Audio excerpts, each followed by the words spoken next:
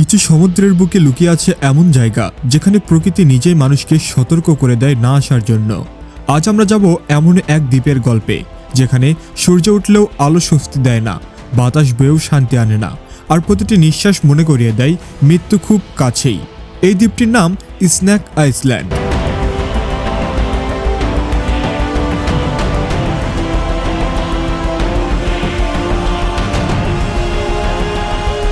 ব্রাজিলের উপকূল থেকে মাত্র ৩৩ কিলোমিটার দূরে আটলান্টিক মহাসাগরের বুকে ভাসমান এই দ্বীপটি দূর থেকে দেখতে একেবারেই সাধারণ। সবুজ পাহাড়, ঝোপঝাড়ে ঢাকা বন, নির্জন পরিবেশ, সব মিলিয়ে মনে হবে এটি বুঝি প্রকৃতির এক শান্ত কোণ। কিন্তু এই সৌন্দর্য সবচেয়ে বড় প্রতারণা, কারণ এই দ্বীপে মানুষ অতিথি নয়, মানুষ এখানে শিকার। এই দ্বীপের প্রকৃত মালিক মানুষ নন, বরং হাজার হাজার বিষাক্ত সাপ।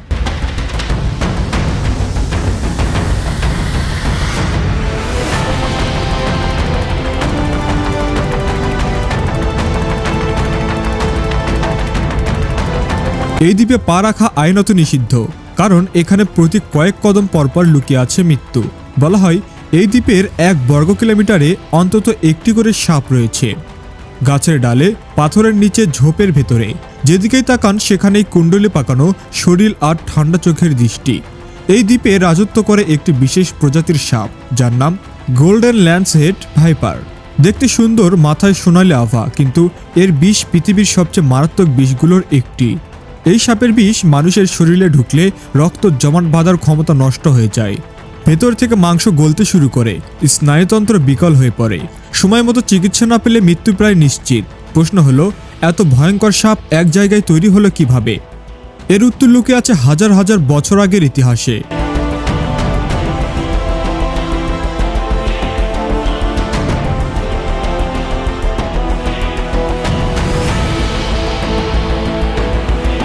একসময় স্ন্যাক আইল্যান্ড ব্রাজিলের মূল ভূখণ্ডের অংশ ছিল। তখন এখানে সাপের সংখ্যা ছিল স্বাভাবিক, কিন্তু সময়ের সাথে সাথে সমুদ্রের জলস্তর বেড়ে যায় এবং দ্বীপটি মূল ভূখণ্ড থেকে বিচ্ছিন্ন হয়ে পড়ে। কিছু সাপ সেখানে আটকে যায়। দ্বীপে বড় কোনো প্রাণী ছিল না, খাবার হিসেবে ছিল শুধু পাখি। কিন্তু পাখি শিকার কোনো সহজ নয়। কামড় দিলেও যদি শিকার সঙ্গে সঙ্গে না মরে, তাহলে সে উড়ে পালিয়ে যায়। বেঁচে থাকার জন্য সাপদের দ্রুত এবং নিশ্চিতভাবে শিকার মারতে হতো। এখান থেকে শুরু হয় প্রকৃতির এক নিষ্ঠুর বিবর্তন।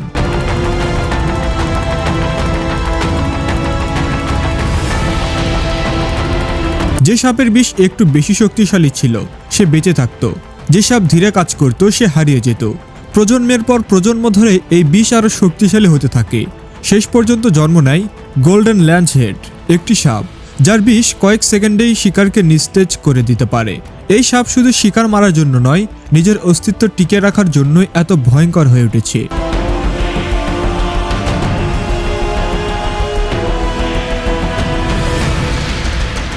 এই দ্বীপে একসময় একটি লাইট হাউস ছিল, কারণ এই পথ দিয়ে জাহাজ চলাচল করত। একজন কিপার তার পরিবার নিয়ে সেখানে থাকতেন বলে লোককথা আছে। এক ভয়ঙ্কর রাতে ঝড়ের মধ্যে জানালা খোলা থাকায় একটি সাপ ঘরের ভেতরে ঢুকে পড়ে। সকালে যখন সাহায্যের নৌকা আসে, তখন পুরো পরিবার নিথর পড়েছিল, অথচ চারপাশে ছড়িয়ে ছিল সাপ। এই গল্প পুরোপুরি প্রমাণিত নয়, কিন্তু দ্বীপের বাস্তবতা এই গল্পকে অস্বীকার করতে দেয় না। চারিদিকে নিস্তব্ধতা, মাঝে মাঝে পাতার ফাঁকে ফাঁকে সরে যাওয়ার শব্দ, গাছের ডালে কুণ্ডলি পাকানো শরীর, পাথরের ফাঁক থেকে বেরিয়ে আসা চোখের ঝিলিক। এখানে সাপ মানুষকে দেখে পালায় না, কারণ তারা কখনো মানুষকে ভয় পেতে শেখেনি। এই দ্বীপে তাদের কোনো শত্রু নেই, তারা জানে এই দ্বীপ তাদের রাজ্য। এই কারণেই ব্রাজিল সরকার বহু আগেই এই দ্বীপকে সম্পূর্ণ নিষিদ্ধ ঘোষণা করেছে।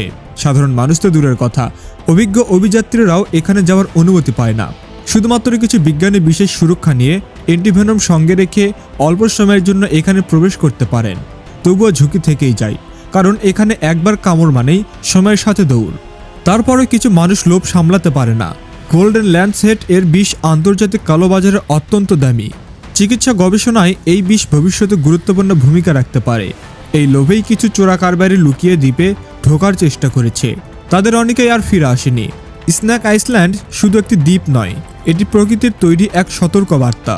এটি মনে করিয়ে দেয় পৃথিবীর সব জায়গা মানুষের জন্য নয়, কিছু জায়গা প্রকৃতির নিজের জন্য রেখে দিয়েছে। আজও স্ন্যাক আইল্যান্ড নিঃশব্দে সেখানে দাঁড়িয়ে আছে, নিষিদ্ধ, ভয়ঙ্কর এবং জীবন্ত। মানুষের মানচিত্রে থাকলেও মানুষের জন্য নয়, কারণ সেখানে রাজত্ব করে একটাই সত্য, মৃত্যু। প্রিয় দর্শক, আজকের ভিডিওটি এখানেই শেষ। ভিডিওটি আপনাদের কেমন লেগেছে তা অবশ্যই কমেন্ট করে জানাবেন। আর যদি আপনি আমাদের চ্যানেলে নতুন হয়ে থাকেন তাহলে অবশ্যই চ্যানেলটি সাবস্ক্রাইব করবেন।